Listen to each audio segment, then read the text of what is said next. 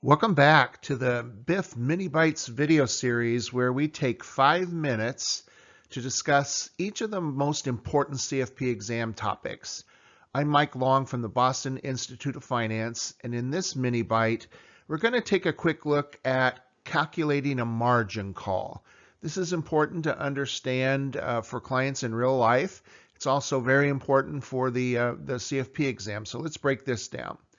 So first, just know that there's actually a formula you can drop numbers into to come up with that, at what level a margin call will occur. Pretty easy formula. We just take the debt balance, which is determined by the initial margin requirement, and then the denominator is 1 minus the maintenance margin that is spelled out in the problem. So let's break this down and throw some numbers at it.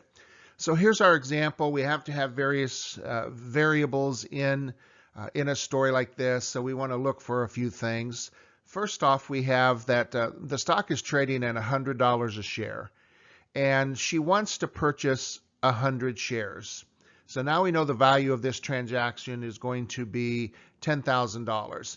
It's also important for us to look in the story and find the initial margin requirement, 50%, very common. So that tells us that the client is going to put up $5,000 and the broker is going to put up $5,000 in the margin account. Last thing is the maintenance margin, 30%. Just pay attention in your problem of what that number is for the exam. It could be different than 30%, but it'll be used the same way each time. So we have each of them putting up $5,000. So she wants to understand then margin call with 3 different applications. The first one is probably the easiest one to think about, just on a per share basis.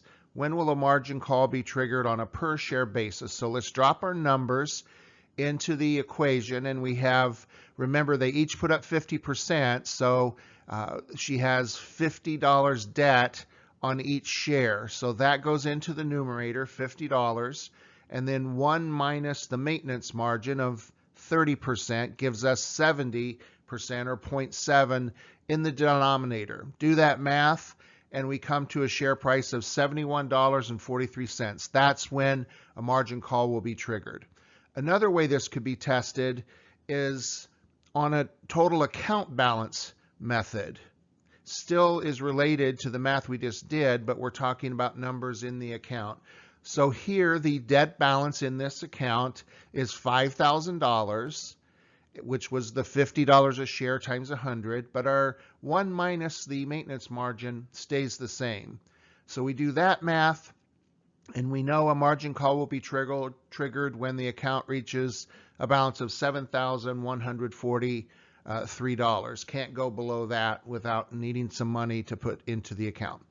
Now, the way this is likely to get tested is when the stock price reaches a certain level. We know from our previous work that a margin call will be triggered at $71.43, but now our story is telling us the actual price of the stock has gone down to $60. So the question is, how much is the client going to need to deposit to cover this margin call? So the first piece we want to look at is the required equity, which works off of that 30% maintenance margin. She has to have at all times a minimum of 30% of $60 as required equity.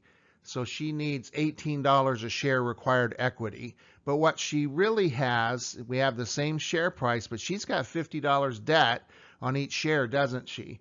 So her current equity is only $10 a share, meaning she's $8 a share short, and she's going to have to deposit $800 on this margin call. Pretty easy points if you just remember where these numbers go. So thanks for listening. The full mini bite video series and many other great study resources, including our very popular BIF Bites podcast, can be found at bifbites.com. We hope you check them all out and enjoy them. And I always say, study on, my friends.